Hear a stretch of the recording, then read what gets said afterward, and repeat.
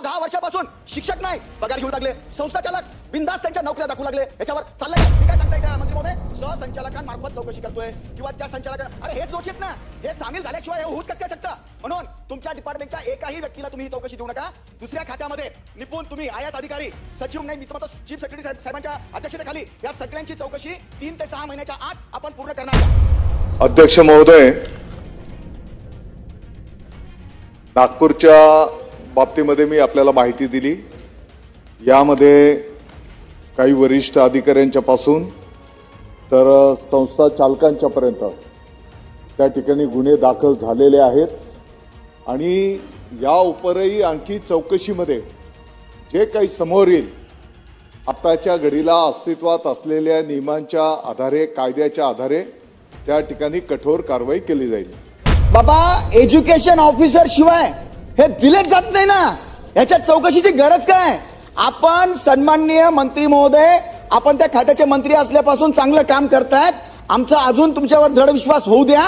Education officer शिवाय हे होऊ शकतं का? मला आज तुम्ही कृपया सन्माननीय मंत्री महोदय उत्तर द्यावं. आणि दुसरं, तुमच्या खात्यातले सहसंचालक तुम्ही सांगतायत त्यांच्या तुम्ही नेमले तेच दोषी आहे याच्यामध्ये, त्यांच्या सगळ्यांच्या तुम्ही बाहेर काढून IAS अधिकारी किमान ACS असलेले अधिकाऱ्यांच्या मार्फत ही चौकशी आपण करणार का? आणि एज्युकेशन ऑफिसरवर ताबडतोब आज आपण कृपया हे करावं, हाऊसमध्ये डिक्लेअर करावं की त्यांच्यावर सुद्धा तुम्ही फौजदारीचे गुन्हे दाखल करणार म्हणून. अध्यक्ष महोदय, मी सुरुवातीला सांगितलं की जी काही शासकीय पद्धत असते, आता या ठिकाणी सन्माननीय बम साहेब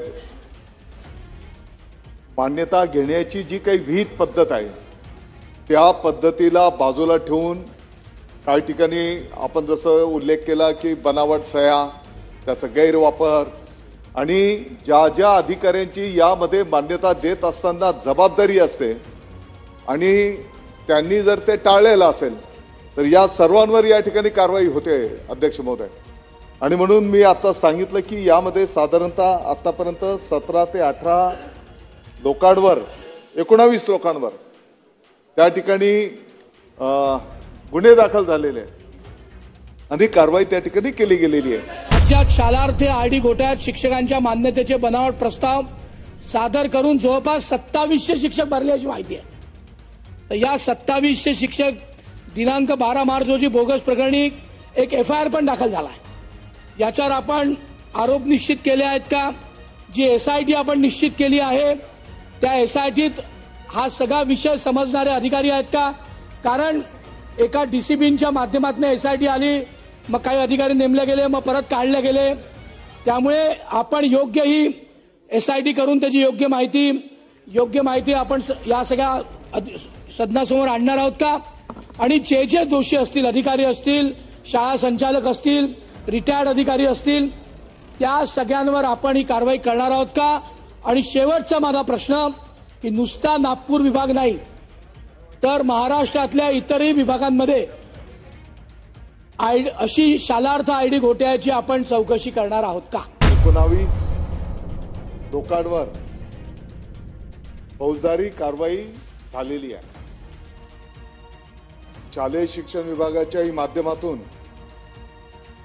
संचालक योजना यांच्या अध्यक्षतेखाली समिती स्थापन करण्यात आलेली आहे आणि या चौकशीमध्ये जे जे कोण समोर येतील त्या सर्वांवर कायद्याप्रमाणे कारवाई त्या ठिकाणी निश्चितपणे केली जाईल.